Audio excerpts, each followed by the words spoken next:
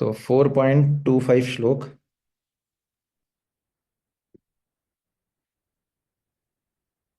देवमेपा देवमेवापरे यज्ञम् देवमेवापरे यज्ञम् योगिनः पर्युपासते योगिनः पर्युपासते ब्रह्माग्नवपरे यज्ञम् ब्रह्मागणापरे यज्ञम् यज्ञेनेवोपजुह्यति। यज्ञेनेवोपो यजूयति। अब म्यूट कर लीजिए। यस। हम्म इसका अनुवाद इस प्रकार है। कुछ योगी विभिन्न प्रकार के यज्ञों द्वारा देवताओं की भली भांति पूजा करते हैं और कुछ पर ब्रह्म रूपी अग्नि में आहुति डालते हैं। ठीक है। तो इसका हमने अनुवाद पढ़ा। अब इसका लिंक क्या है? तो पिछले नंबर श्लोक में 4.24 में भगवान ने ब्रह्म ब्रह्मार्पणम, ब्रह्म हवि, ब्रह्म हुतम इत्यादि चीजों के बारे में बताया। और उससे पहले वाले श्लोक में 4.23 में भगवान ने बोला था यज्ञ आचरित कर्म, कि जो कृष्ण भावना भावित व्यक्ति होता है वो यज्ञ का आचरण करता है। ठीक है ना। कृष्ण भावना भावित व्यक्ति क्या करता है? यज्ञ का आचरण करता है। ठीक है। तो ये जो श्लोक है 4.25 जिसको हम आज करने वाले हैं, इसमें दो प्रकार के यज्ञों का वर्णन किया जा रहा है। हम्म अन्य दो प्रकार के यज्ञ कौन कौन से हैं जो इस श्लोक में बताए गए? ठीक है ना। तो तो पिछले श्लोक में यानी 4.24 में भगवान ने इनडायरेक्टली अर्जुन को बोला ब्रह्मा अर्पणम इत्यादि के माध्यम से कि तुम मेरे लिए यज्ञ करो, युद्ध करो, मेरे लिए युद्ध करो। ठीक है। तो ये भी एक प्रकार का यज्ञ माना जाएगा, क्योंकि यज्ञ का अर्थ होता है भगवान कृष्ण की प्रसन्नता के लिए कोई भी कार्य करना। ये मैं पहले बता चुका हूं हम सबको। तो भगवान चाहते थे कि अर्जुन कृष्ण भावना भावित होकर युद्ध करे। ठीक है। तो अब भगवान और जो है आगे के 5 श्लोक जो अब आएंगे, ठीक है ना, यानी 4.25 से लेकर आगे के जो 5 श्लोक आएंगे उसमें भगवान अन्य प्रकार के यज्ञ बता रहे हैं। और कितने प्रकार के यज्ञ होते हैं, ठीक है ना।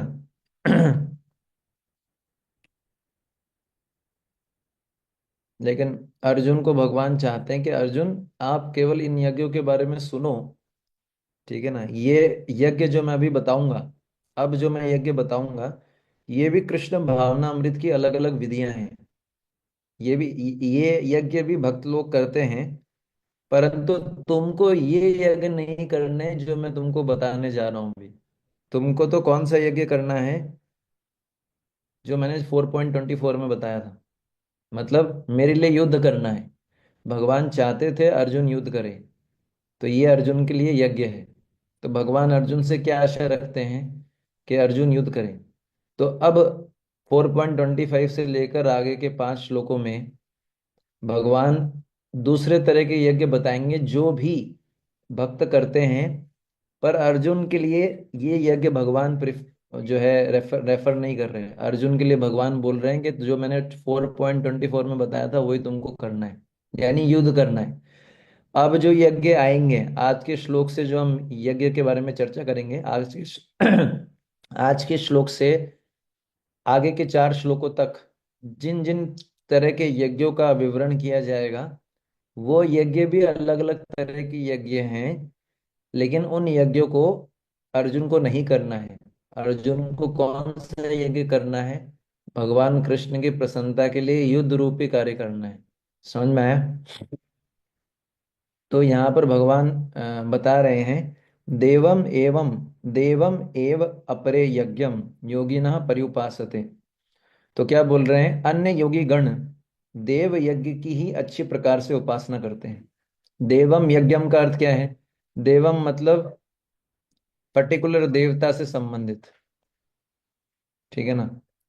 देवम का, देव का अर्थ होता है ऐसी वस्तु जो किसी विशेष देवता से संबंधित हो। और देवम यज्ञम का अर्थ है क्या है? ऐसा यज्ञ जिसके अंदर प्रत्येक वस्तु किसी विशेष देवता से संबंधित हो। ठीक है? यानी देवम यज्ञ का अर्थ क्या है? ऐसा यज्ञ जिसके अंदर कोई पर्टिकुलर देवता जो है उससे संबंधित अनुष्ठान किए जाते हैं। देवम यज्ञम, सिंपल। ठीक है? तो 4.24 में भगवान ने जिस यज्ञ के बारे में बताया था, उस यज्ञ में हर हर वस्तु किससे संबंधित थी? कृष्ण से संबंधित थी। है ना? कैसे संबंधित थी? भगवान ने क्या बोला था? ब्रह्मा अर्पणम। ब्रह्म क्या था वहां पर? भगवान कृष्ण। ठीक है ना? फिर भगवान ने बोला ब्रह्म हवि। तो मैंने मतलब बताया था कि जो हवि का अर्थ होता है, जो सामग्री डालते हैं, वो भी क्या है? भगवान कृष्ण ही है नाम के रूप में। या जो सामग्री डालते हैं वो भगवान कृष्ण की शक्ति है। तो पिछले श्लोक में भगवान ने ब्रह्म शब्द का प्रयोग करके ये बताया, ये विशेष यज्ञ के बारे में बताया था। ठीक है ना? और उस यज्ञ में प्रत्येक वस्तु कृष्ण से संबंधित थी। लेकिन ये जो 25 नंबर श्लोक जो आज हम पढ़ेंगे, इसमें हर वस्तु जो है, यहाँ पर भगवान देवम शब्द का प्रयोग कर रहे हैं। पिछले श्लोक में भगवान ने ब्रह्म शब्द का प्रयोग किया था। तो ब्रह्म शब्द मतलब कृष्ण से संबंधित, और देवम शब्द का अर्थ है देवताओं से संबंधित, किसी विशेष देवता से संबंधित। तो एक तो होता है यज्ञ, एक होता है पूजा। सामान्यतया लोग इस दोनों को सेम मानते हैं। एक होता है यज्ञ, एक होता है पूजा। ठीक है ना? अगर किसी सामान्य व्यक्ति से पूछेंगे भाई इन दोनों में क्या अंतर है, तो बोलेंगे दोनों एक ही है। लेकिन पूजा और यज्ञ में डिफरेंस होता है। ठीक है? अब इस डिफरेंस को समझना है। ठीक है ना? समझ में आया? एक होता है पूजन, एक होता है भक्ति। सॉरी, एक होता है पूजन, एक होता है भक्ति। यज्ञ का अर्थ होता है पूजन की क्रिया, जो मैंने कल भी बताया था। तो एक होता है पूजन, एक होता है भक्ति। पूजन का अर्थ जो है अलग है और भक्ति का अर्थ अलग है। ठीक है ना? तो देवताओं का पूजन हो सकता है, लेकिन देवताओं की भक्ति नहीं हो सकती। भक्ति तो केवल कृष्ण की होती है। अब भक्ति और पूजन में डिफरेंस समझना पड़ेगा, वही मैं बता रहा हूँ। तो कृष्ण भावना भावित व्यक्ति भी देवताओं का पूजन तो कर सकता है, पर देवताओं की भक्ति नहीं करता। समझ में आया? तो पूजन का अर्थ होता है ना, सम्मान करना। पूजन शब्द का अर्थ होता है सम्मान दिखाना इत्यादि। पूजा करना या सम्मान दिखाना। कोई अगर योग्य व्यक्ति है, उसको उसकी अवस्था के अनुसार सम्मान दिया जाए, इसको बोलते हैं पूजन। और भक्ति शब्द आया है भज धातु से।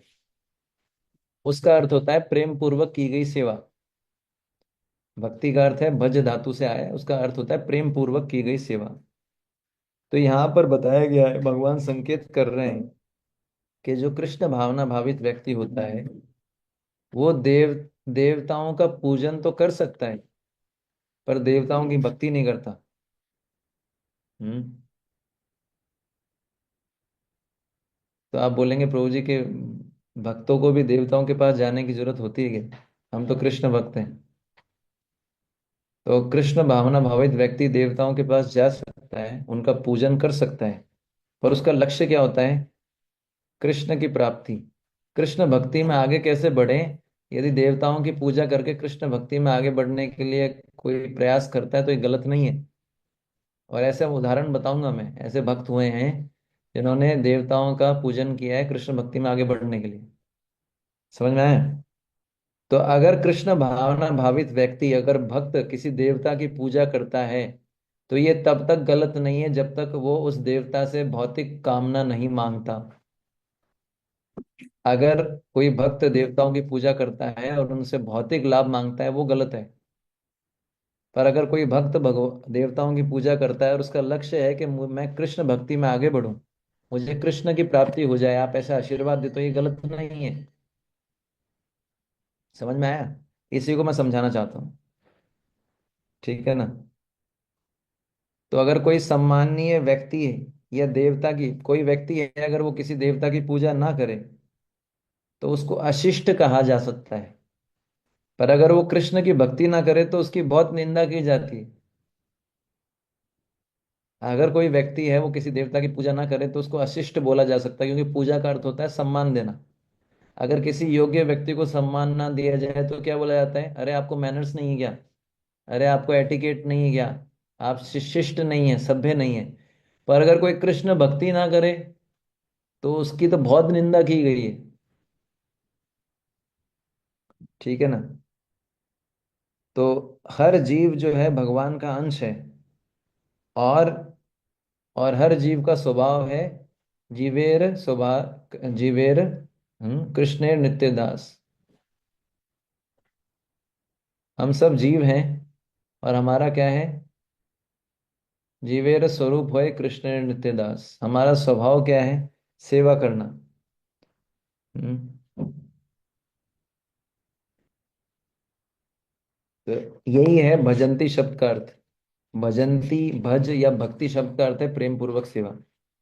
तो भगवान बोल रहे हैं देवम यज्ञम, देवम यज्ञम, है ना? देवम एव अपरे यज्ञम योगिनाम पर्युपासते। तो यहाँ पर देवम शब्द का अर्थ क्या हुआ? देवताओं के लिए यज्ञ करना। और ये इसका अर्थ क्या? कृष्ण भावना भावित व्यक्ति देवताओं की भी पूजा कर सकता है जरूरत पड़ने पर। कब कर सकता है? देवताओं की पूजा करेगा पर भक्ति नहीं करेगा। पूजा और भक्ति में अंतर मैंने बता दिया। और कब करता है देवताओं की पूजा? जब उसको भक्ति में आगे बढ़ना हो। कभी ऐसी परिस्थिति आ सकती है, आगे उदाहरण दूंगा। पर भौतिक कामना के लिए नहीं करता। फिर आगे शब्द आया एव। एव का अर्थ होता है केवल यही। तो भगवान कहना चाहते हैं कुछ ऐसे भक्त होते हैं जो देव यज्ञ के द्वारा कृष्ण को प्रसन्न करते हैं। तो बाहर से ऐसा लगता है कि वो कृष्ण की पूजा नहीं कर रहे हैं, पर वास्तव में क्या होता है, जब वो किसी पर्टिकुलर देवता की पूजा करते हैं तो उनका आंतरिक लक्ष्य ये होता है अंदर से कि हमको कृष्ण भक्ति में आगे बढ़े। उनकी कोई भौतिक कामना नहीं होती। पर बाहर से कोई देखेगा, अरे ये तो कृष्ण भक्त होके शिव जी की पूजा कर रहा है, इसके अंदर तो कोई भौतिक कामना होगी, बाहर वाला व्यक्ति कंफ्यूज हो जाएगा। लेकिन वो जानता है जो पूजा कर रहा है कि क्यों कर रहा है, उसको कृष्ण भक्ति में आगे बढ़ना है, क्योंकि शिव जी महान वैष्णव है। शिव जी का आशीर्वाद बहुत आवश्यक है। समझ पा रहे हैं? तो यहाँ पर एव शब्द का अर्थ है केवल यही। तो इसका अर्थ क्या है? जब बोला जा रहा है देवम, देवम एव, यानी देवम एव अपरे यज्ञम, मतलब केवल देव यज्ञ के द्वारा, केवल देव यज्ञ के द्वारा कृष्ण को प्रसन्न करने का प्रयास करते हैं कुछ भक्त। ये इसका अर्थ है। ठीक है ना? और फिर आगे शब्द यूज हो रहा है अपरे योगिनः। अपरे शब्द का अर्थ होता है अन्य। अपरे शब्द का अर्थ होता है अन्य। योगिना शब्द का अर्थ होता है भक्तगण। तो अपरे योगिना का अर्थ हुआ अन्य भक्तगण। देवम शब्द का अर्थ हुआ देवता से संबंधित। एव का अर्थ हुआ केवल यही। अपरे का मतलब होता है अन्य। ठीक है? और यज्ञम का अर्थ होता है, जैसे कि मैंने बताया, क्या यहाँ पर पूजन। और योगिना शब्द का अर्थ क्या है? भक्तगण। तो अन्य भक्तगण, अपरे योगिना, इसका अर्थ क्या है? अन्य भक्तगण। तो भगवान बोल रहे हैं कि जिन भक्तों का मैंने विवरण दिया है, जिन लोगों के बारे में मैं ऑलरेडी बता चुका हूं 4.24 तक, उनके अलावा, उन भक्त गणों के अलावा अन्य भक्तगण क्या करते हैं? किसी विशेष देवता का पूजन रूपी यज्ञ करते हैं। समझ में आ रहा है? पिछले श्लोक से लिंक समझ में आ रहा है? पिछले श्लोक तक भगवान ने जिनके बारे में बताया उनसे अलग ऐसे भी कुछ भक्त होते हैं जो देवताओं की पूजा करते हैं, पर उनका लक्ष्य क्या होता है? कृष्ण की प्रसन्नता, ऐसा भी है। ठीक है। अब प्रश्न उठता है, आपके मन में नहीं उठ रहा तो अभी मैं, आपके मन में हो सकता है थोड़ा सा ऐसा आए कि भगवान कृष्ण तो 7वें अध्याय के 20 नंबर और से लेकर 23 नंबर श्लोक में देवताओं की पूजा की निंदा कर रहे हैं। यहाँ तक कि भगवान ने खुद इंद्र का यज्ञ रुकवा दिया था, गोवर्धन पूजा होता है। और इधर भगवान खुद ही गीता में बोल रहे हैं कि देवताओं की पूजा करते हैं अन्य भक्तगण। ये कॉन्ट्राडिक्शन कैसे समझे? भगवान कृष्ण का अर्थ है कॉन्ट्राडिक्शन, जहां पर सारे कॉन्ट्राडिक्शन मैच करते हैं। जैसे वो स्टोरी सुनी थी ना, कृष्ण ब्रह्मचारी हैं, अगर ये सच्ची बात है तो यमुना जी रास्ता दे दो। दुर्वासा मुनि अगर दुर्वा घास का रस पीते हैं तो यमुना जी रास्ता दे दो। तो जहां पर सारे कॉन्ट्रडिक्शन मिलते हैं, वो भगवान कृष्ण का पर्सनैलिटी ऐसा है। तो भगवान वहां बोल रहे हैं 7वें अध्याय में 20 से 23 नंबर श्लोक तक, क्या बोल रहे हैं? कि देवताओं की पूजा की निंदा कर रहे हैं। और यहाँ पर क्या बोल रहे हैं कि कुछ अन्य भक्तगण हैं जो देवताओं की पूजा करते हैं और उनका लक्ष्य है मुझे प्रसन्न करना। तो ये कॉन्ट्रडिक्शन कैसे समझे? यहाँ पर तो भगवान समर्थन कर रहे हैं, अर्जुन को बोल रहे हैं, और वहां पर भगवान अपोज कर रहे हैं। ठीक है ना? तो हमें समझना चाहिए कि भगवान ने जब देवताओं की पूजा की निंदा की है 7वें अध्याय के 20 और 23 नंबर श्लोक तक, तो भगवान ने ऐसे लोगों की निंदा की है जिनका ज्ञान भौतिक कामनाओं के द्वारा हर लिया गया है। यानी जो देवताओं के पास भौतिक इच्छाओं की पूर्ति के लिए जाते हैं, जो अपनी इंद्र तृप्ति के लिए जाते हैं, जो देवताओं के पास क्यों जाते हैं? अपने इंद्र तृप्ति के लिए या भौतिक वरदानों को प्राप्त करने के लिए, जो कृष्ण की शरण छोड़कर देवताओं के पास जाते हैं अपनी इंद्रियों की तृप्ति के लिए, भौतिक कामनाओं के लिए, ऐसे ऐसे लोगों के लिए भगवान यहाँ वहां पर बोलते हैं देवताओं की पूजा की निंदा करते हैं। समझ में आया? निंदा कब कर रहे हैं? जब देवताओं के पास जाया जाएगा कृष्ण को छोड़कर, पहली बात, और भौतिक कामना और इंद्र तृप्ति के लिए। और यहाँ पर भगवान जिन लोगों की बात कर रहे हैं वो भक्तगणों के बारे में बात कर रहे हैं। भक्तगण कृष्ण को छोड़कर देवताओं के पास नहीं जाते, देवताओं की पूजा करते हैं भौतिक कामनाओं के लिए नहीं, उल्टा कृष्ण के पास आने के लिए देवताओं की पूजा कर रहे हैं। इसलिए भगवान यहाँ पर समर्थन कर रहे हैं। समझ में आया क्यों भगवान यहाँ पर समर्थन कर रहे हैं? क्योंकि वो देवताओं की पूजा करके कृष्ण के पास आना चाहते हैं। ठीक है। भौतिक कामनाओं के लिए देवताओं के पास नहीं जाते, इसलिए भगवान यहाँ पर समर्थन कर रहे हैं।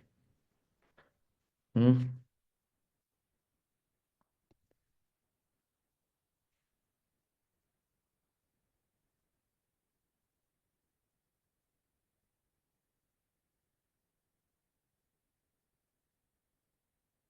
समझ में आया या उसको और समझाना है? समझ में आ गया ना? क्लियर है? फिर भगवान शब्द यूज कर रहे हैं पर्युपासते। पर्युपासते का अर्थ होता है परि प्लस उपासते। परि प्लस उपासते। परि का अर्थ होता है अच्छी प्रकार से, उपासते का मतलब होता है पूजन करते हैं, अच्छी प्रकार से पूजन करना, उसको बोलते हैं पर्युपासते। तो कृष्ण के भक्त अगर किसी अन्य देवता की पूजा करते हैं तो अच्छी प्रकार से पूजा करते हैं, यानी विधि का अच्छी प्रकार से पालन करते हैं, उसमें कोई गलती नहीं करते। वैसे भी भगवान कृष्ण के जो भक्त होते हैं वो दक्ष होते हैं, भक्त हुए गुण है दक्ष। तो जब भक्त लोग देवताओं की पूजा करेंगे तो उसमें कोई गलती नहीं होती, परफेक्टली करते हैं। इसलिए पर्युपासते शब्द आया है, अच्छी प्रकार से पूजा करना। ठीक है ना? तो अब प्रश्न उठता है कि भक्तों को ना तो भौतिक कामना होती है ना इंद्रिय तृप्ति होती है, तो क्यों पूजा करते हैं देवताओं की? कृष्ण को प्राप्त करने के लिए। अब इसका उदाहरण मैं बताता हूँ। भागवतम के 10वें स्कंद के 22वें अध्याय में, 10th कैंटो 22 चैप्टर में ब्रज गोपियों का उदाहरण आता है। इनसे बड़ा कोई भक्त है? अब गोपियों से बड़ा कोई भक्त हो सकता है ना? अब बोलेंगे ये जो गोपियां हैं इन्होंने भगवान कृष्ण को अपना पति बनाने के लिए कात्यायनी देवी की पूजा की थी। ठीक है ना? इसलिए कात्यायनी व्रत आता है। आप कैलेंडर देखेंगे ना, वैष्णव कैलेंडर, उसमें लिखा होता है कात्यायनी, कात्यायनी व्रत स्टार्ट्स, कात्यायनी व्रत एंड्स। कात्यायनी जी का व्रत किया था गोपियों ने, और बहुत तपस्या की थी। ऐसे उबला हुआ चावल खाते थे, और बहुत अनेक प्रकार के विधि विधान होते हैं इस व्रत का पालन करने के लिए। ठीक है? तो उन्होंने प्रार्थना की, हे देवी कात्यायनी, हे महामाया, हे महायोगिनी, हे अधीश्वरी, आप महाराज नंद के पुत्र को मेरा पति बना दीजिए। ये उनकी प्रार्थना थी कात्यायनी देवी से, कि आप कृष्ण को हमारा पति बना दीजिए। ये उनकी प्रार्थना थी। ये प्रार्थना उन्होंने 1 मास तक की, नियमों का पालन करते हुए। और उनका कॉन्शियसनेस क्या था, उनका चेतना क्या था? कृष्ण हमारे प्रति पति बने। तो ये जब व्रत हो गया पूरा, तो भगवान कृष्ण ने इस व्रत का अनुमोदन करते हुए बोला, भगवान प्रकट हुए, और भगवान कृष्ण ने सारी गोपियों को बोला, बोले हे गोपियों, हे शुद्ध हृदय वाली देवियों, ऐसा भगवान बोलते हैं, हे शुद्ध हृदय वाली देवियों, बोले तुम्हारा ये व्रत बिल्कुल निर्दोष है। क्योंकि आपने देवी कात्यायनी की पूजा क्यों की? आप मुझे प्राप्त करना चाहते थे। आप समझ में आया? तो हम देख रहे हैं ना कि कुछ भक्तगण देवी देवताओं की पूजा कर रहे हैं ना। गोपियों ने की, किसकी की? कात्यायनी जी की क्यों की? पर लक्ष्य क्या था? कृष्ण को पति के रूप में प्राप्त करना। तो देवताओं से हेल्प लेने में कोई बुराई नहीं है, लिया जा सकता है। उनका आशीर्वाद लेना चाहिए देवताओं, क्योंकि देवता भी वैष्णव हैं। इसके अलावा उदाहरण आता है रुक्मणी जी का। रुक्मणी जी के बारे में आता है 10वें स्कंद के 53 चैप्टर में। तो रुक्मणी जी भगवान कृष्ण से अपने विवाह के पूर्व अंबिका देवी के मंदिर में जाके प्रार्थना करती थी। अंबिका देवी क्या प्रार्थना करती थी? हे शिव पत्नी अंबिका, मैं बारंबार आपको नमस्कार करती हूँ, कृपया मुझे ऐसा वरदान दीजिए कि भगवान कृष्ण मेरे पति बन जाइए। तो ये रुक्मणी जी क्या मांग रही है अंबिका देवी से? कि भगवान कृष्ण मेरे पति बन जाए। ठीक है ना? और इस प्रार्थना के साथ रुक्मणी जी ने जल, सुगंध, अन्न, धूप, वस्त्र, माला इत्यादि अर्पित किए, पूजा की देवी की।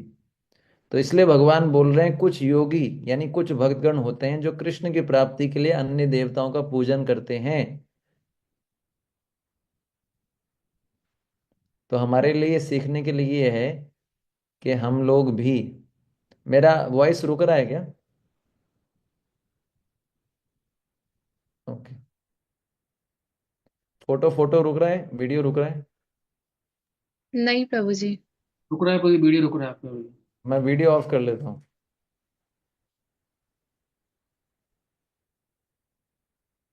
ठीक है? अभी आ रहा है आवाज क्लियर? जी प्रभु।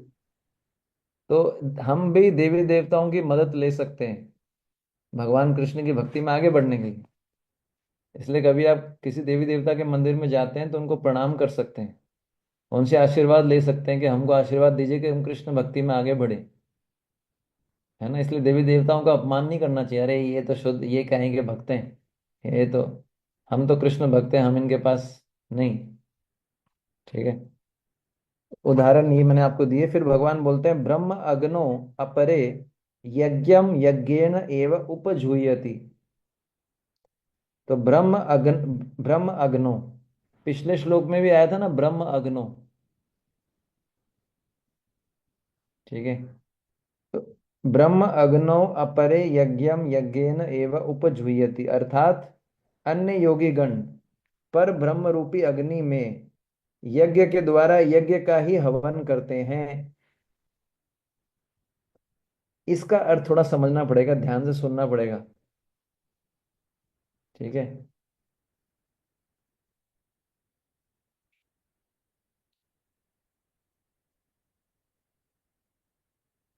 तो अब जो है इसका अर्थ मैं आपको समझा रहा हूँ। सबसे पहले भगवान बोल रहे हैं ब्रह्म अग्नो। तो पिछले श्लोक में भी भगवान ने ब्रह्म अग्नो शब्द काम में लिया था। तो पिछले शब्द में जो ब्रह्म अग्नो था उसका अर्थ कौन बताएंगे आप मुझे?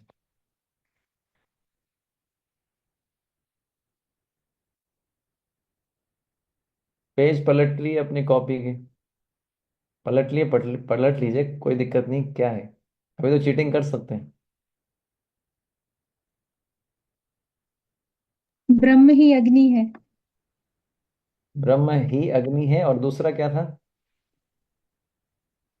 अग्नि कृष्ण की अग्निदेव शक्ति है। कृष्ण की शक्ति है। हाँ। तो पिछले श्लोक में मैंने बताया था कि ब्रह्म ही अग्नि है, ब्रह्म की अग्नि है।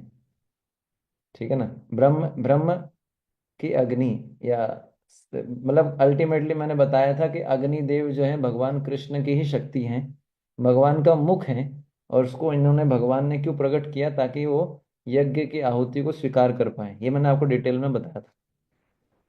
तो यहाँ पर जब ब्रह्म अग्नौ शब्द दोबारा आ रहा है, हम्म, पर यहाँ पर ब्रह्म शब्द का अर्थ तो वही है, कृष्ण।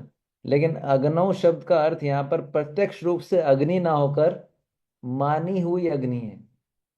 यहाँ पर अग्नौ शब्द का अर्थ डायरेक्टली अग्नि ना होकर, प्रत्यक्ष रूप से अग्नि ना होकर मानी हुई अग्नि है, माना गया है इसको अग्नि। इसका अर्थ क्या है? इसका अर्थ यह है कि भगवान कृष्ण स्वयं अपने आप को या अपनी सेवा को एक अग्नि के समान मान रहे हैं। भगवान कृष्ण अपने आप को या अपनी सेवा को एक अग्नि से तुलना कर रहे हैं। तो पिछले श्लोक के अंदर जो अग्नो शब्द आया था वो अग्निदेव के लिए आया था। इस श्लोक में जो अग्नो शब्द आ रहा है वो कृष्ण की सेवा या कृष्ण के लिए आया है। तो जब इस यहाँ पर भगवान अपने आप को या अपनी सेवा को अग्नि मान रहे हैं, समझ में आया? तो ब्रह्म अग्नों का अर्थ क्या है? या तो कृष्ण या कृष्ण की सेवा जो अग्नि के समान है। ठीक है।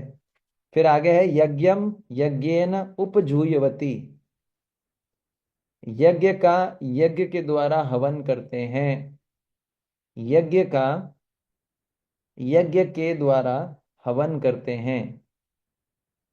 तो यहाँ पर यज्ञम शब्द आया, यज्ञम यज्ञेन उपजूयवती। यज्ञम शब्द का यहाँ पर अर्थ क्या है?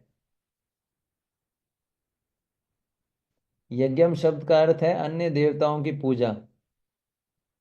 एक अर्थ ये है, यज्ञम शब्द का एक अर्थ है अन्य देवताओं की पूजा। और यज्ञम शब्द का अन्य अर्थ क्या है?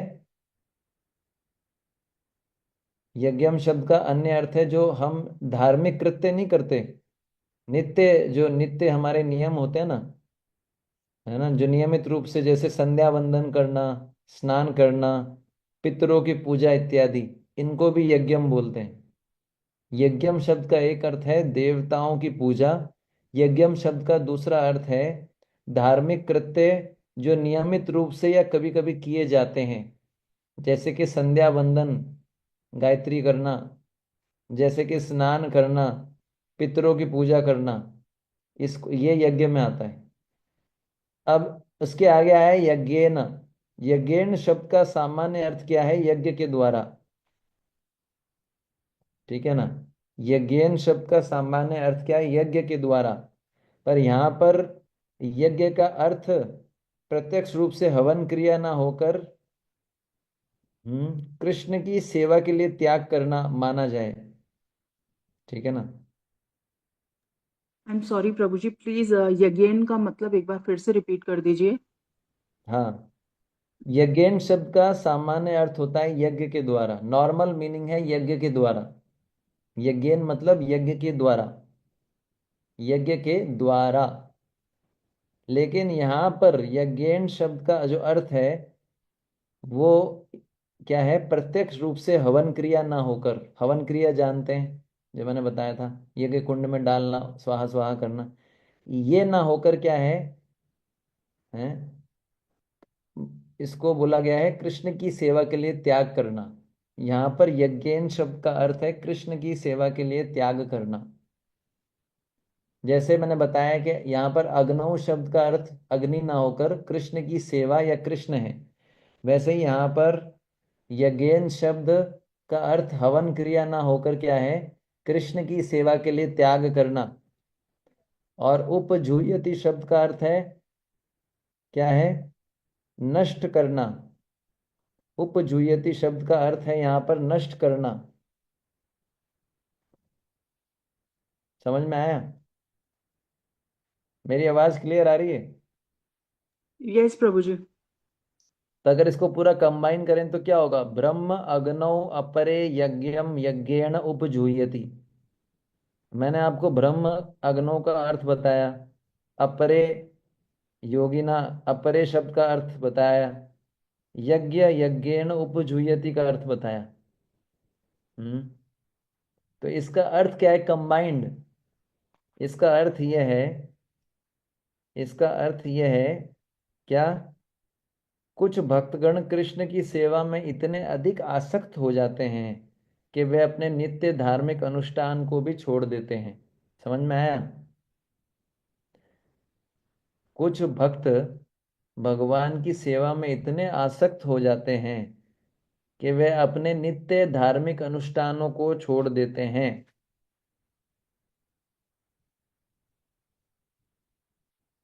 ये इसका सिंपल अर्थ है।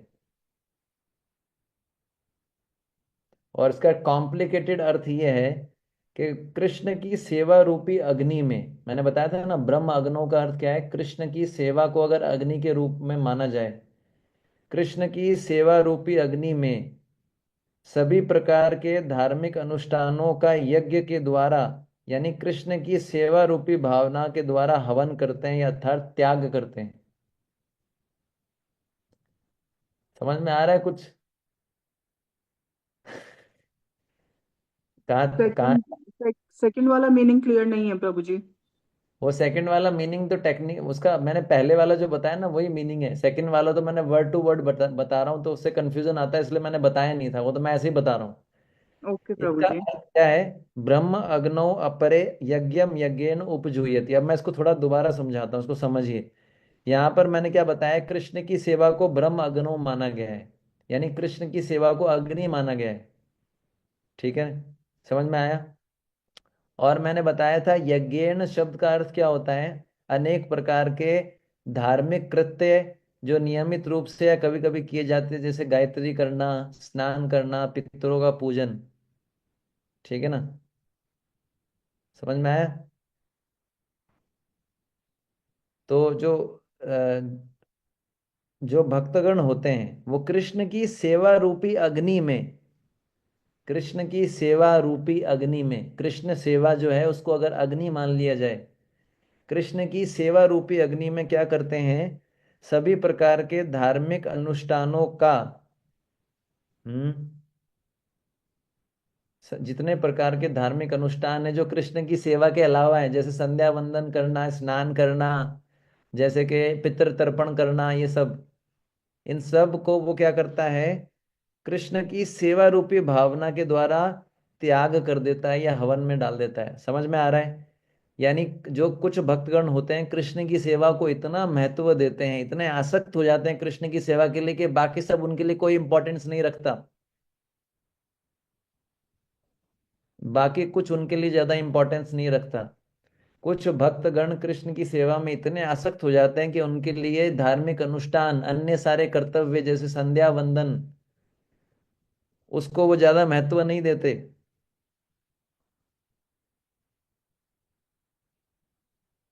क्यों? क्योंकि कृष्ण की सेवा इतना बड़ा यज्ञ है। कृष्ण की सेवा अपने आप में एक बहुत बड़ा यज्ञ है। तो बाकी सारे जो धार्मिक अनुष्ठान या यज्ञ है उनको इस कृष्ण सेवा रूपी यज्ञ में, या बोल सकते हैं कृष्ण की सेवा बहुत बड़ी है। और बाकी सारे धार्मिक अनुष्ठान या कर्तव्य या जो भी अ, जो नॉर्मल यज्ञ हैं वो कृष्ण सेवा के तुलना में बहुत छोटे हैं। तो वो क्या करते हैं, इन सारे यज्ञों को कृष्ण सेवा के लिए क्या कर देते हैं, छोड़ देते हैं।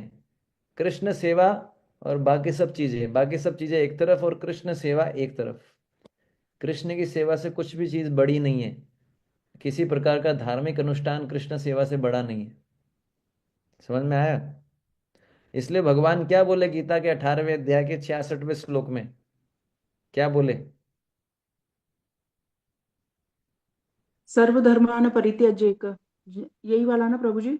हाँ, वो क्यों बोले? इसलिए बोले सब कुछ ओके छोड़ के प्रभु जी। मेरी शरण में आओ, सारी चीजें छोड़ के मेरी सेवा करो। That's all. मेरी सेवा कर ली तो सब हो जाएगा। ठीक है ना? तो कृष्ण की शरणागति बहुत बड़ा यज्ञ है। तो अगर कोई कृष्ण को शरणागत हो जाता है तो उसको और कुछ जरूरत नहीं है। ठीक है? ये क्लियर हुआ आपको? यस प्रभु जी। तो हम जानते हैं कि सामान्य यज्ञ में जो हवन सामग्री डाली जाती है, हम्म,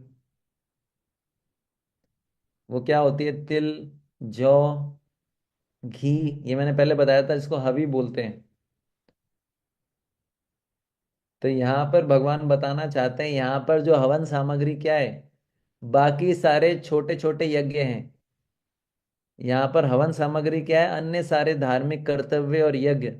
और यहाँ पर अग्नि क्या है? कृष्ण की सेवा। तो कृष्ण की सेवा रूपी अग्नि में अगर बाकी सारे धार्मिक कर्तव्य और यज्ञों को डाला जाए, ठीक है ना, ये बता रहे हैं।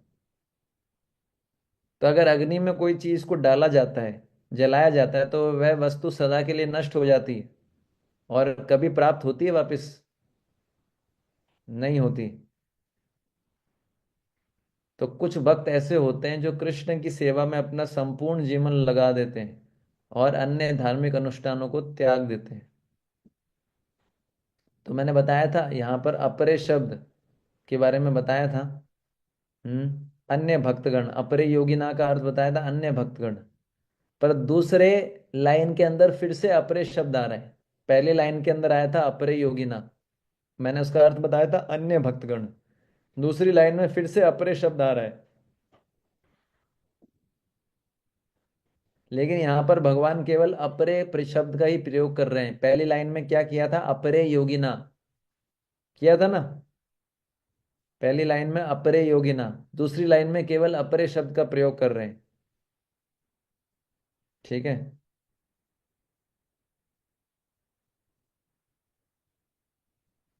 हम्म। तो प्रभु जी यहाँ पर आपने अपरे का एक ही मतलब बताया है और वो है अन्य भक्तगण, है ना प्रभु जी? कि करेक्ट अब करूँ कुछ और? जो मैंने श्लोक की पहली पंक्ति थी उसमें मैंने बताया था अपरे योगिना। तो अपरे योगिना का अर्थ होता है अन्य भक्तगण। अपरे शब्द का मतलब होता है अन्य, योगिना शब्द का अर्थ होता है भक्तगण। अब दूसरी दोबारा जो है अपरे शब्द आ रहा है, पर वहां पर केवल अपरे शब्द आ रहा है, योगिना नहीं आ रहा। यस प्रभु जी। तो इसका अर्थ भी वही है। भले ही भगवान ने यहाँ पर योगिना शब्द यूज नहीं किया सेकंड टाइम, लेकिन इसका अर्थ भी अपरे योगिना ही है, अन्य भक्तगण। ठीक है ना? ओके प्रभु जी, यस प्रभु जी। तो पहली पंक्ति में जिस प्रकार के यज्ञ का वर्णन किया गया है, दूसरी पंक्ति में उस यज्ञ के अतिरिक्त दूसरे प्रकार के यज्ञ का वर्णन किया गया है। पर दोनों का लक्ष्य क्या है? कृष्ण को प्रसन्न करना। समझ में आ रहा है आपको?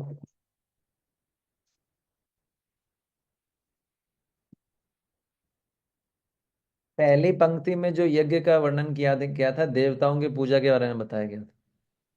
दूसरी पंक्ति में जिस यज्ञ का वर्णन किया जा रहा है, अन्य सारे धार्मिक अनुष्ठान इत्यादि के बारे में बताया जा रहा है। तो ये दो अलग अलग प्रकार के यज्ञ हैं, पर दोनों का सिद्धांत क्या है? कृष्ण को प्रसन्न करना। क्लियर हो रहा है?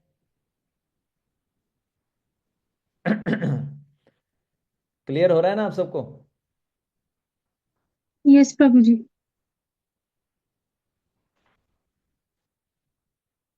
ओहो 9:22 हो चुका है। आज हम एक ही श्लोक करेंगे, बस कंप्लीट कर देंगे, ज्यादा टॉर्चर नहीं करेंगे आपको। ठीक है ना। तो अपरे शब्द का क्लियर हुआ। ठीक है। और भगवान ने यहाँ पर भी दूसरी लाइन में भी एव शब्द का प्रयोग किया है। पहली पंक्ति में भगवान ने ए शब्द का प्रयोग किया था जब देव यज्ञ के बारे में बोला था, देवम एव। और उसके आगे भी भगवान क्या यूज कर रहे हैं, देवम एव अपरे। और फिर सेकंड लाइन में क्या बोल रहे हैं, ब्रह्मा अग्ना अपरे यज्ञम, यज्ञ एव। सेकंड लाइन दिख रहा है ना यहाँ पर, ब्रह्म अग्नौ अपरे यज्ञम यज्ञेन उपजूयति।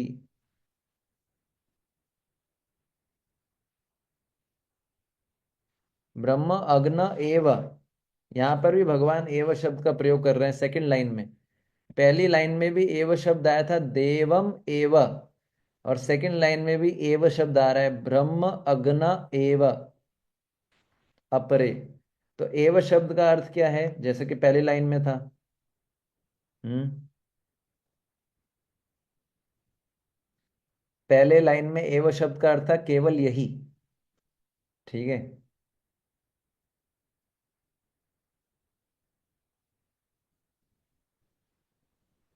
तो जब दूसरी लाइन में एव शब्द का प्रयोग कर रहे हैं, इसका अर्थ क्या है, भगवान बताना चाहते हैं दूसरे जितने प्रकार के यज्ञ हैं वह सभी श्री कृष्ण की सेवा रूपी यज्ञ में शामिल है।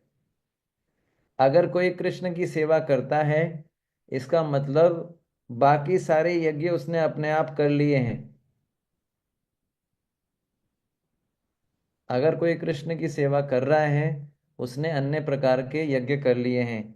इससे संबंधित कोई श्लोक याद आता है आपको श्रीमद् भागवत से?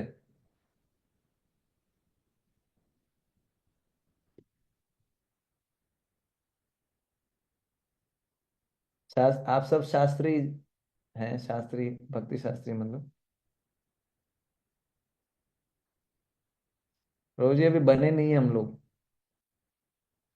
हमारा आशीर्वाद है आप जल्दी जल्दी शास्त्री जी बने। किसी को याद है? यहाँ पर मैं बता रहा हूँ, कृष्ण की कोई सेवा करता है तो उसमें ऑटोमेटिकली सारे, हाँ, उसमें ऑलरेडी सारे यज्ञ आ जाते हैं। कृष्ण सेवा रूपी यज्ञ में ऑलरेडी सारे यज्ञ आ जाते हैं। ध्रुव महाराज की कहानी सुनाई थी एक बार प्रभु जी ने भगवत गीता से। देखिए, एक श्लोक आता है तीसरा स्कंद भागवतम 37 नंबर। तीसरा स्कंद भागवतम 33 चैप्टर 7वें नंबर का श्लोक। अहो बत्स्व पचो अतो गरियान यज्जीवाग्रे वर्तते नाम तुभ्यम ते पुस्तपस्ते जुहुः शश्नुरार्या ब्रह्मानुचुर नाम गृह्णन्ति एते। समझ में आया? ये श्लोक है थर्ड कैंटो 33 चैप्टर 7वें नंबर का श्लोक। तो माता देवहूति जी कपिल भगवान से कहती है, हे नाथ, वे लोग कितने धन्य हैं जिनकी जीवाएं आपके पवित्र नाम का जप करती हैं। कुत्ता खाने वाले वंशों में उत्पन्न होकर भी ऐसे पुरुष पूज्य हैं। जो पुरुष आपके पवित्र नाम का जप करते हैं, उन्होंने सभी प्रकार की तपस्याएं एवं हवन कर लिए तथा सभी प्रकार के सदाचार प्राप्त कर लिए। उन्होंने सभी प्रकार के तीर्थों में स्नान किया कर लिया और समस्त वेदों का अध्ययन भी कर लिया। ये श्लोक आपने सुना होगा, बहुत फेमस श्लोक है। तो जो कृष्ण का नाम लेता है, उसने ऑलरेडी सारी तपस्या, सभी प्रकार के जो है हवन, सभी प्रकार के तीर्थों में स्नान, सभी वेदों का अध्ययन कर चुका है। ये मैंने क्यों बताया? ये मैंने इसलिए बताया कि जो कृष्ण की सेवा करता है, उसमें कृष्ण की सेवा रूपी यज्ञ करता है, उसमें बाकी सारे यज्ञ ऑटोमेटिकली आ जाते हैं। तो जो कृष्ण का नाम लेता है वो ऑलरेडी तपस्या कर चुका है, तीर्थों में स्नान कर चुका है। कृष्ण सेवा में सब कुछ आ जाता है, कृष्ण के नाम में सब कुछ आ जाता है। इसलिए अगर आप लोग प्रयागराज में स्नान करने नहीं भी आ पाए तो टेंशन नहीं करना, आप नाम जप करो, वो ऑलरेडी सब उसमें इंक्लूडेड है। प्रभु जी आप हम सबके लिए भी प्रार्थना कर दीजिए प्रभु जी। बिल्कुल, है ना। ठीक तो है प्रभु। आप सबके लिए, तो कहने का अर्थ है, अगर जो है कृष्ण का नाम अगर कोई नाम जप कर रहा है तो ये ऐसा मान लिया जाता है कि इन सब चीजों का फल उसको प्राप्त हो रहा है। कृष्ण का नाम जप टॉप मोस्ट है। उसने ऑलरेडी तीर्थों का स्नान कर लिया है। उसने ऑलरेडी जो है समस्त वेदों का अध्ययन कर लिया, तपस्या कर ली है, तभी तो नाम ले पा रहा है। ये नाम लेना इतना आसान नहीं है। और हम सोचते हैं नाम ज्यादा इंपॉर्टेंट नहीं है, डुबकी ज्यादा इंपॉर्टेंट है। नाम के अंदर डुबकी लगाओ, ना कि पानी के अंदर डुबकी लगाओ। नाम के लिए अंदर डुबकी लगाने के लिए कहीं नहीं जाना, ना ट्रेन का टेंशन, ना धर्मशाला का टेंशन, कहीं भी बैठ के डुबकी लगा सकते हैं। ठीक है ना। अब इसका मैं उदाहरण देता हूं आपको। तो कहने का अर्थ क्या है, जो कृष्ण की भक्ति करता है उसको तपस्या, वेदाध्ययन, तपस्या, दान, सारे फल अपने आप प्राप्त हो जाते हैं। उसको अलग से कुछ करने की जरूरत नहीं है। भगवत गीता 8वें अध्याय का 28वां श्लोक, जो व्यक्ति भगवान कृष्ण की भक्ति करता है उसको वेद अध्ययन, तपस्या, दान, दार्शनिक चिंतन, सकाम कर्म से जो प्राप्त होना है वो ऑटोमेटिकली प्राप्त हो जाएगा। ये कृष्ण भक्ति की ताकत है। और गीता के दूसरे अध्याय के 52वें श्लोक में प्रभुपाद जी उदाहरण दिखते हैं तात्पर्य में। ऐसे बहुत सारे कृष्ण भक्त हुए हैं जिन्होंने वैदिक कर्म, भगवान की भक्ति के लिए वैदिक कर्म कांड को छोड़ दिया। उदाहरण के लिए माधवेंद्र पुरी का उदाहरण आता है। माधवेंद्र पुरी का उदाहरण आता है जिन्होंने कृष्ण भक्ति के लिए वैदिक अनुष्ठानों को, वैदिक वैदिक कर्म कांडों से विरक्त उन्होंने छोड़ दिया। तो माधवेंद्र पुरी क्या कहते हैं पता है आपको? माधवेंद्र पुरी बोलते हैं, हे संध्या वंदन के नियम तुम्हारा कल्याण हो। यानी वो गायत्री को क्या बोल रहे हैं, हम गायत्री जाप करते हैं ना, आप में से जो ब्राह्मण दीक्षित होंगे वो गायत्री करते होंगे। तो वो क्या बोलते हैं, हे संध्या वंदन के नियमों तुम्हारा कल्याण हो। हे स्नान के नियम तुम्हें नमस्कार है। यानी स्नान करने के भी कुछ नियम होते हैं, उनको नमस्कार कर रहे हैं। हे देवताओं तथा पितरों का तर्पण करने के नियम अब मैं तुम्हारा पालन नहीं कर सकता हूं, मुझे क्षमा करो। तो वो सारे नियमों को क्षमा मांग रहे हैं कि मैं अब तुम्हारा पालन नहीं कर पाऊंगा। क्यों? अब मैं जहां पर भी बैठता हूं उसी स्थान पर मैं यादव कुल के श्रेष्ठ पुरुष तथा कंस के शत्रु कृष्ण का स्मरण करता हूं, और इस प्रकार मैं अपने पाप बंधन से मुक्त हो चुका हूं। मेरे लिए इतना ही पर्याप्त है, अब मुझे अन्य किसी भी नियम का पालन करने की आवश्यकता नहीं है। समझ में आया आपको?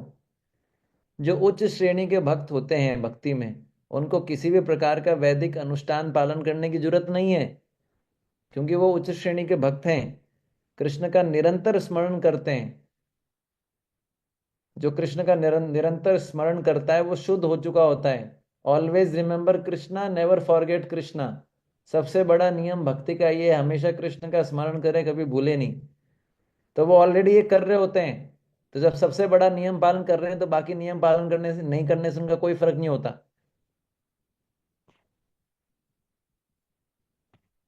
क्योंकि वो पूर्णतया कृष्ण भावना भावित हो चुका है, उसको पहले सिद्धि मिल चुकी है। हम्म। और जो व्यक्ति जो है, जिसको पता नहीं कि वेदों का लक्ष्य कृष्ण को प्राप्त करना है, वो वेदों के कर्म कांडों को पालन करता रहता है और अपना टाइम वेस्ट करता है। अरे वेदों के जितने भी नियम है उसको फॉलो करने का लक्ष्य क्या है? कृष्ण प्राप्त करना। अगर कृष्ण ऑलरेडी, कृष्ण भक्ति में आप जुड़ गए हो तो बाकी सारे अनुष्ठानों में टाइम वेस्ट करने का जरूरत नहीं है। इसलिए प्रभुपाद जी बोलते थे भक्ति एक लिफ्ट की तरह है, बाकी सारे रास्ते सीढ़ियों की तरह हैं। सुना है ना ये उदाहरण? अगर हम कृष्ण की भक्ति कर रहे हैं तो हमको और किसी देवी देवता की पूजा करने की जरूरत नहीं है। करते हैं तो कोई नुकसान नहीं है कृष्ण प्राप्ति के लिए, और नहीं करते तो कोई दिक्कत नहीं है, कोई प्रॉब्लम नहीं है। मान लीजिए अगर आप पहले ओम नमः शिवाय जपते हो और अब हरे कृष्ण जप रहे हैं, तो अगर ओम नमः शिवाय नहीं जपेंगे तो कोई नुकसान नहीं है। समझ में आ रहा है? जरूरत नहीं है। समझ में आया आपको? इसका उदाहरण आता है श्रीमद् भागवतम के प्रथम स्कंद के 19वें अध्याय में। परीक्षित महाराज को जब ये समाचार मिला कि मैं 7 दिन के अंदर मरने वाला हूं, तो उन्होंने अपने समस्त कर्तव्य, सारे प्रकार के कर्तव्यों का त्याग कर दिया और गंगा के तट पर बैठकर सुखदेव गोस्वामी से भागवतम सुनी। कुछ नहीं किया, केवल कथा सुन रहे हैं, सब छोड़ दिया। कोई राजा के कर्तव्य नहीं, कोई कुछ नहीं, केवल कथा सुन रहे हैं 7 दिनों तक। तो उन्होंने क्या किया, श्रीमद् भागवतम रूपी कथा कि श्रीमद् भागवतम एक अग्नि के समान है, जिसमें परीक्षित महाराज ने क्या किया, अपने समस्त प्रकार के कर्तव्यों रूपी यज्ञों का हवन कर लिया। इसका अर्थ क्या है, उन्होंने कृष्ण कथा को सबसे ज्यादा इंपॉर्टेंस दिया। उनको पता था अगर मैं कृष्ण कथा सुनूंगा, बाकी सारे मेरे कर्तव्य ऑलरेडी फुलफिल हो जाएंगे, सबसे इंपॉर्टेंट है कृष्ण कथा सुनूं। इसलिए उन्होंने बाकी सारे कर्तव्यों का त्याग किया और कृष्ण कथा सुनने बैठ गए। समझ में आया? तो जो भगवान के भक्त होते हैं वो बाकी सारे अनुष्ठानों का सबका त्याग कर देते हैं कृष्ण की सेवा के लिए, क्योंकि उनको पता है कृष्ण की सेवा टॉप मोस्ट है।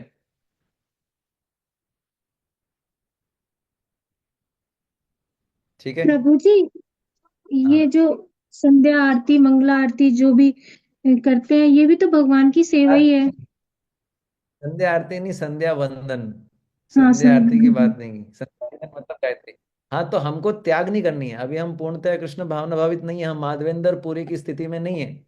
उस श्रेणी का कोई भक्त हो। माधवेंद्र पुरी कौन थे? याचक वृत्ति के संत थे। कोई खाने के लिए दे तो चलेगा, नहीं खाने के लिए देंगे तो भूखे रह जाएंगे। क्या हम रह सकते हैं ऐसे? हम तो मांग लेते हैं, एक बार नहीं 3 बार। तो इसलिए हमारा अभी स्तर वो नहीं है। अगर कोई उस स्तर पे हो, अगर वो नहीं भी करे तो भी चलता है, पर अभी हमारे लिए वो नहीं। हम क्या है, नौ सीखिया क्या है हम? नौसिखिया। हाँ, नियोफाइट। Fight fight, neophyte. ठीक है, तो हम यही विराम देंगे। वरना जो है यहाँ पर बहुत सारे भक्त हैं जो हो सकता है श्राप दे दें गुस्से में आके, क्योंकि टाइम लिमिट ज्यादा हो चुका है। ठीक है प्रभु ना? जी, एक छोटा सा डाउट है, अगर प्लीज क्लियर कर दें तो। हाँ हाँ। प्रभु जी, आपने ना एक स्टेटमेंट बोला था कि यज्ञ के द्वारा हवन करते हैं। प्लीज इसको एक बार और समझाइए। इसको मैंने ये इसका अर्थ क्या है, इसको मैं जब समझा रहा था मैं ये बता रहा था कि जो कृष्ण भावना भावित लोग या भक्तगण होते हैं, वो क्या करते हैं, कृष्ण सेवा कृष्ण सेवा के सामने बाकी सारे धार्मिक कार्य अनुष्ठान रिचुअल्स को इंपॉर्टेंस नहीं देते। कृष्ण जहां पर एक तरफ कृष्ण सेवा आ गई, बाकी सब चीजों को छोड़ देंगे, केवल कृष्ण सेवा पे ही फोकस करेंगे। तो उन्होंने क्या किया, कृष्ण सेवा रूपी अग्नि में बाकी सारे अपने कर्तव्य धार्मिक अनुष्ठानों को आहुति डाल दिया। इसका अर्थ है यज्ञ के द्वारा, जो मैंने बता रहा था। यानी जहां पर कृष्ण सेवा आ जाती है वहां पर वो और कुछ नहीं देखते, केवल कृष्ण सेवा में इतने आसक्त हो जाते हैं कि अपने जो धार्मिक अनुष्ठान है, जो अपने जो जो है कर्तव्य है, उन सबको भूल जाते हैं, उनको त्याग कर देते हैं। उनको पता है कि भाई ये सेकेंडरी है, प्राथमिक क्या है, कृष्ण सेवा। क्योंकि जीव का स्वभाव क्या है, कृष्ण सेवा। हमारा मेन लक्ष्य तो यही है, कृष्ण सेवा करना। बाकी सारे जीव आत्मा का स्वभाव है कृष्ण सेवा करना। बाकी सारे कर्तव्य तो हमारे शरीर से संबंधित है, कोई पुरुष शरीर में, कोई स्त्री शरीर में। मेन कर्तव्य क्या है, जीवेर स्वरूप होए कृष्णेर नित्यदा। नित्यदास। कृष्ण सेवा ही मेन लक्ष्य है, बाकी तो हमारे कर्तव्य शरीर के अनुसार है और हमारे स्थिति के अनुसार। तो वो नहीं छूटना चाहिए, वो सबसे इंपॉर्टेंट है। ठीक है। Yes Prabhu ji, yes Prabhu ji, thank you so much, thank you so much Prabhu ji. बहुत बहुत धन्यवाद। वांछा कल्पतरुभ्यश्च कृपा सिंधुभ्यश्च पतिता